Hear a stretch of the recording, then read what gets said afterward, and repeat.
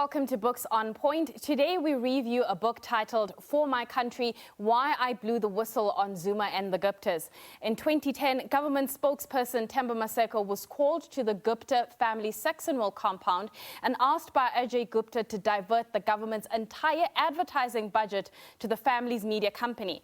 When Maseko refused to do so, he was removed from his position and forced to leave the public service. His life was never the same again, and he divulges more in this book, For My Country. And he also joins us live. Themba, thank you so much for your time. I mean, there's so much to discuss here, and we've got such a short amount of time, and I might jump around a bit. But let's start off with chapter 10, where it's titled, I Decided to Speak Out. And you eventually make a call, or you reach out to journalist Mushweshe Monare, who wrote the article in the Sunday Times. You were feeling all kinds of emotions at that particular time. You were worried about what people would think about the revelation. Let's take that feeling into this book and discuss what made you pour all of it out into a book. Well, my story had been told by a number of journalists and other analysts.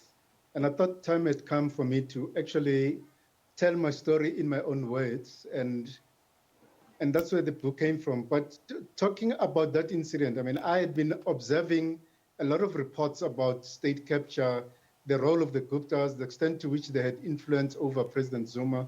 And I decided that, the time had come for the country to know what was happening behind the scenes. And I decided to tell the story about how the Guptas tried to twist my arms to get the government communication budget to be diverted to their soon-to-be-established media company, the newspaper that they were setting up at the time. So I thought it was time for me to tell the story in my own words about what was really happening behind the scenes. In that same chapter on page 167, you mentioned how you had done something that was taboo, something people hardly ever did in ANC politics, where you say, I quote, I snitched on the president and on my party. Looking back at your experience and some of the revelations that are coming out of the state capture inquiry, are you concerned that there's a whole lot more that could come out, but people are too scared to say anything because of how people would react?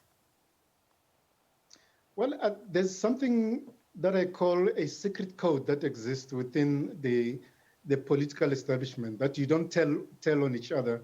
And it's what I also call the Batabile factor, where she said we all have skeletons in our cupboards, meaning politicians. So she said those who speak will also be exposed. And I think it's important for the public out there to understand that I felt it was important for me to speak out. And speaking out at the time was about speaking about President Zuma, who was the president of my party, the ANC at the time, was also president of the country, which means he was a very, very powerful man. And under normal circumstances, I would have gone to the president of the party in the country to complain about what the Guptas were actually trying to get me to do, which was break the laws, procurement laws in the country, and get me to participate in acts of corruption.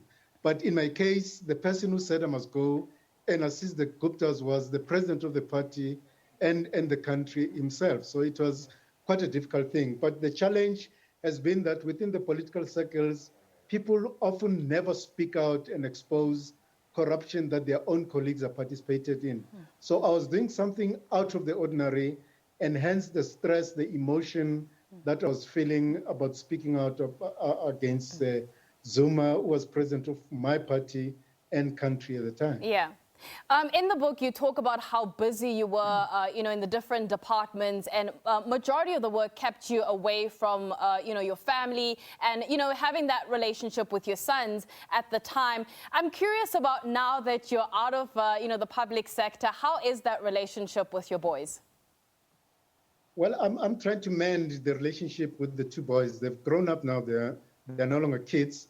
But I mean, during the time when I was in government, I never had the chance to even go to a school meeting, a parents' meeting. I never had the opportunity to go and watch them playing sports at school. So I never met any of the parents who were in the same class, who had kids in the same class as my kids. But now that I'm out of government, I'm able to mend the relationship and improve my relations with family, wife and kids. But it is still very hard. There's something missing, you can tell. That in fact, I wasn't there when they were going through the challenges as youngsters, as students, as kids at school. And it's moments that I will forever miss, but I'm making the time to spend time with them so that I could become a father again. Yeah. Before I let you go, what do you hope readers and viewers will get from this book? Well, the important thing is that I'm trying to get readers to understand, firstly, that serving the public is something that you want to do, not because you want to become a multimillionaire. And I think what we're beginning to see in the public debate today is that people are in the public service, either as ministers or as MECs and councillors or even senior government officials. The impression is created that they're actually in it to make money, to become multimillionaires. And the message I'm trying to convey through this book is that it is important for South Africans to know that if you're a public servant, your priority must be to be of service to the nation, to be loyal not just to your party, but to be loyal to the Constitution and be of great service and not be in it to try and make a quick buck, which seems to be the case at the moment. So I'm trying to share my experiences, how I participated in the struggle, and how that changed me and made me a person who wanted to be of service to the nation.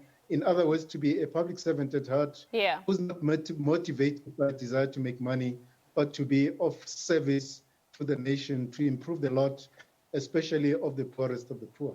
All right, Themba, thank you so much for your time. That is Themba Maseko talking to us about his new book titled For My Country, Why I Blew the Whistle on Zuma and the Guptas. That's it from me. We have news with my colleague Nompumelelo Sizeba at the top of the hour.